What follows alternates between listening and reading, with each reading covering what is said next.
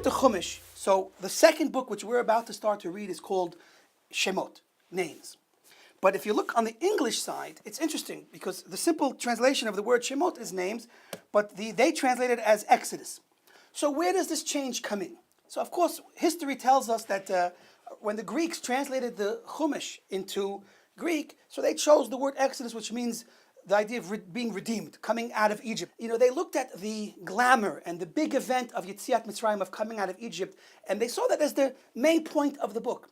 But what they missed was that for God, making miracles is not such a big deal. The bigger point that the rabbis understood in this book is not the sense that God made miracles, but who he made them for.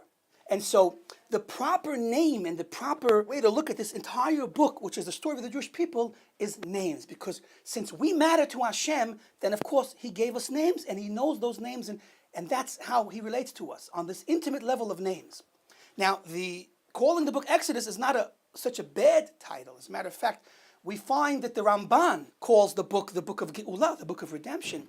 But even in that sense, the title that the non-Jews gave the book doesn't match exactly with the theme of the Ramban. The Ramban explains that really the first two books, the book of Bereshis and the book of Shemot, are like part 1 and 2 of a bigger story.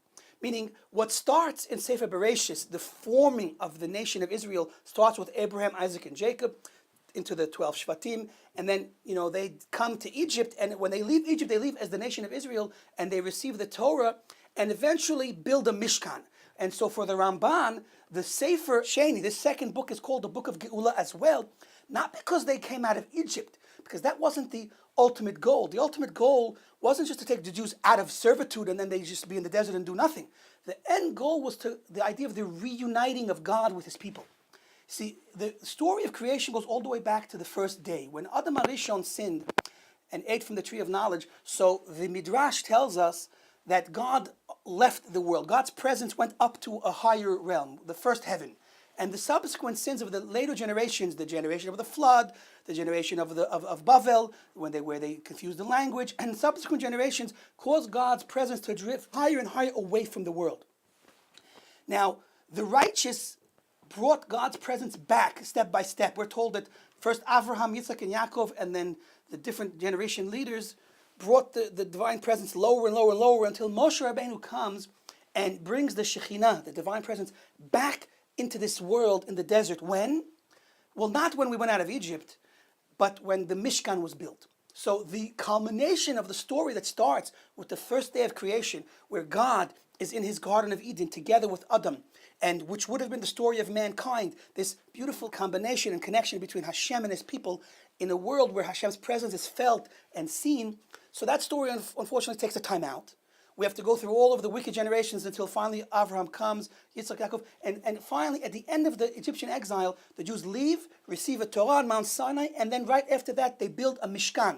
And it says that at the moment of the building of the Mishkan, the divine presence returned to be with the Jewish people and to be back in this world. And that was the most special moment of creation that was repeated. And Chazal actually say that the joy of that day, the day when the Mishkan was built and God returned to the world, was the same type of joy from the first day of creation. Because it's really the fixing and the completion of what started then.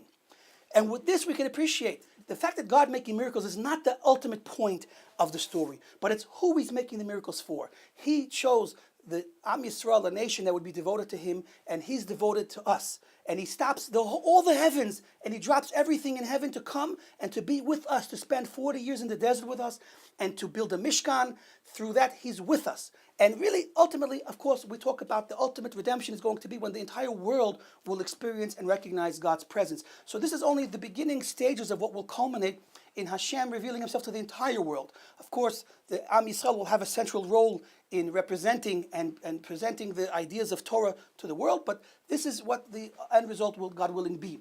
We say in a pasuk that all of the nations will serve God as one, through the light of Torah, through the idea of a Bet HaMikdash and Jerusalem and Am Yisrael, a holy nation.